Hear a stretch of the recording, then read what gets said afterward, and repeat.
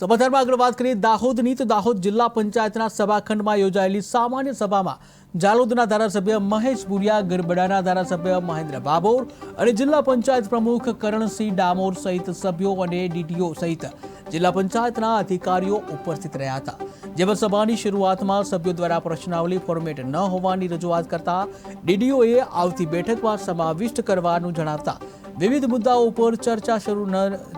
શરૂ થતાની સાથે જ ડેપ્યુટી ડીડીઓ એસવી પાંભરોલિયા અલગ અલગ યોજનાઓ અંતર્ગત આવતી ગ્રાન્ટો અને વહીવટીને ખોરંભે પાડતા હોવાનો આક્ષેપ કરી ધારાસભ્યો અને જિલ્લા પંચાયત સભ્યોએ ડેપ્યુટી ડીડીઓની બદલીનો ઠરાવ કરી સભામાંથી વોકઆઉટ કરી નીકળી ગયા હતા। ફોર્મેટ મુજબ આપ્યા નથી, એના માટે